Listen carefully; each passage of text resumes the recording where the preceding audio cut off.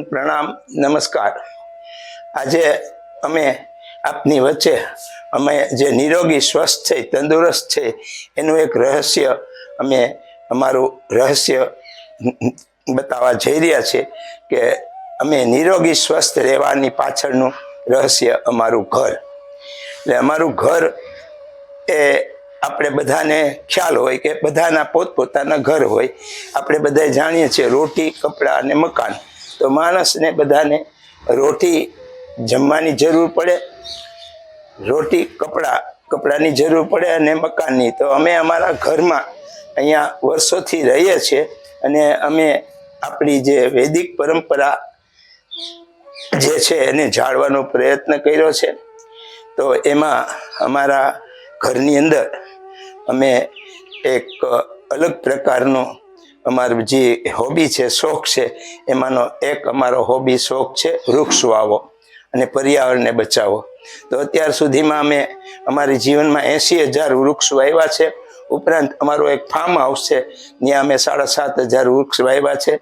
અને અમારું આ જે ઘર છે, આપ જોઈ રહ્યા છો, આ ઘરની અંદર લગભગ 150 અલગ અલગ ઝાડની અથવા અલગ અલગ ક્રોટન, અલગ અલગ સોના એ વૃક્ષો છે। તો એ વૃક્ષોનું અહીંયા એનાથી પૂરતો ઓક્સિજન અમને મળે છે અને ઓક્સિજનથી અમે નિરોગી સ્વસ્થ રહીએ છીએ। તો આપને પણ અમારી એક વિનંતી કે આપણા ઘરમાં આ વૃક્ષો નાના પ્રકારના, મોટા વૃક્ષ અનુકૂળ હોય તો વાવો અને આપણે બધા નિરોગી સ્વસ્થ બને। આ રીતે અમારું ઘર છે। આપને એ કોઈ અમારું પ્રદર્શન નથી, બતાવવાનો કોઈ ઉદ્દેશ નથી, પણ આપણે નિરોગી સ્વસ્થ રહી, તંદુરસ્ત રહી એ ભાવ સાથેનો અમારો આ પ્રયાસ છે।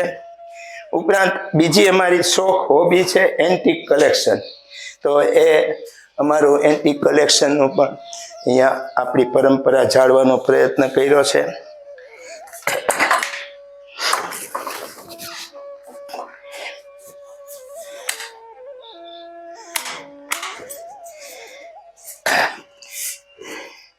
આપણું જે વિરાસત છે, આપણી પરંપરા છે, એનો જાળવાનો અમે આ સમયમાં પૂરો પ્રયાસ કરેલ છે। જે જરૂરિયાત પ્રમાણે ફર્નિચર જોઈ, જરૂરિયાત પ્રમાણે જે વસ્તુ જોઈ એ વસાવેલ છે। શ્રેષ્ઠ કાર્ય, સત્કર્મ અથવા નિરોગી સ્વસ્થ રહેવા માટે આપણે આપણી આવશ્યક પ્રમાણે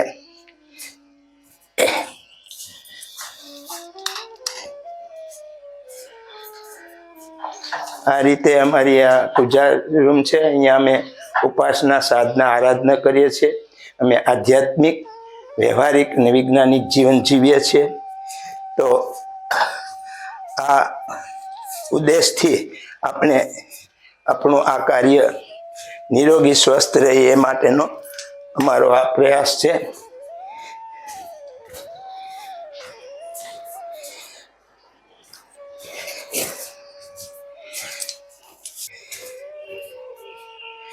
પછી આ અમારું ડાઇનિંગ રૂમ છે। જૂનવાણી પરંપરા માટે ઉપમાં અમે આધ્યાત્મિકને હિસાબે અમે ઓમકારનો પેઇન્ટિંગ આખું વર્ષો પહેલાં કરાવેલ છે। આ અમારા માટે અમે અહીંયા બંને જણા રહીએ છીએ, છતાં અમે અમારા જીવનમાં શુદ્ધતા, પવિત્રતા અને શાંતિ રહે એટલા માટેનો અમારો પ્રયાસ છે। તો આપણે પણ આવો પ્રયાસ બધા કરતા રહીએ।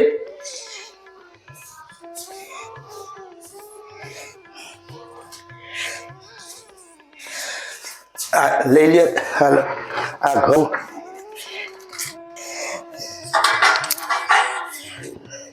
જૂનવાણી જગ્યા છે, જૂનવાણી મકાન છે, પરંતુ અમે અમારા જીવનમાં અહીંયા અમારા જે મહેમાન આવે, ગેસ્ટ આવે, ગાયત્રી જે ડૉક્ટર પ્રવીણ પંડ્યા એ 4 વખત અમારે ત્યાં પધારેલા છે। આ એમના માટે, અથવા ડૉક્ટર ચિન્મયભાઈ એ પણ અમારે ત્યાં પધારેલા।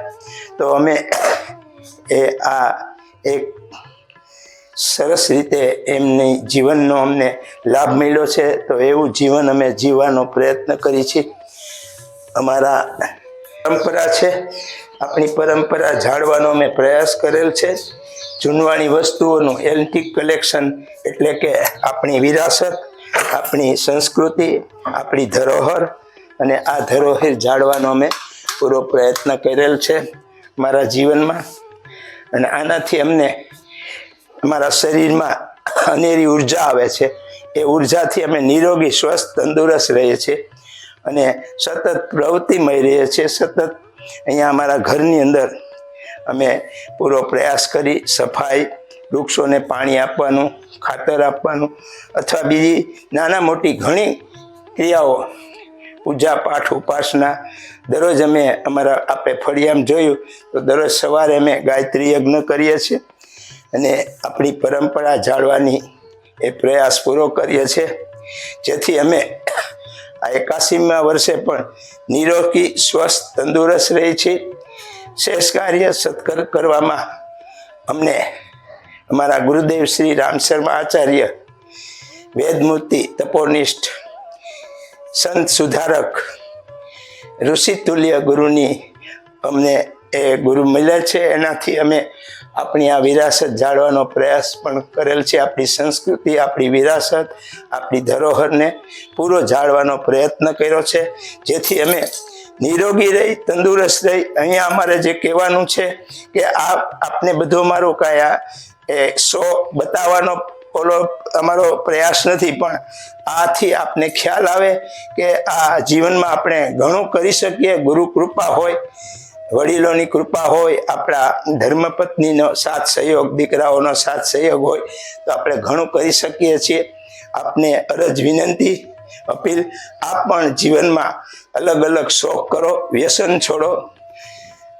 વ્યસનથી શરીરમાં નુકસાન થાય છે, શરીરમાં તકલીફ આવે છે. અમે અમારો ઘણા વર્ષો પહેલા વ્યસન છોડી અને આ એક આપણી વિરાસત જાળવાનો પ્રયાસ કર્યો છે. આપણે બધા નિરોગી રહી, સ્વસ્થ રહી, તંદુરસ્ત રહી એ અભ્યંતા સાથે આપને અપીલ, અનુરોધ, વિનંતી કે આપણી આ જે ચેનલ છે ઓમ ગાયત્રી હેલ્થ સેન્ટરને સબસ્ક્રાઈબ કરો, લાઈક કરો, શેર કરો અને આંગળી ચીંધવાનું ભૂલી લ્યો. ફરીથી આપનો બધાનો સ્વાગત, સન્માન. આપણા ભારતના અને વિદેશોમાં રહેતા બધા મિત્રો, ભાઈ બહેનોને ગાયત્રી પરિવારના, આપણો ગાયત્રી પરિવાર બહુ મોટો એક સંગઠન છે. એ ગાયત્રી પરિવારના બધા ભાઈ બહેનો, મિત્રોને અમારા નમસ્કાર. જય ગુરુદેવ, જય માતાજી.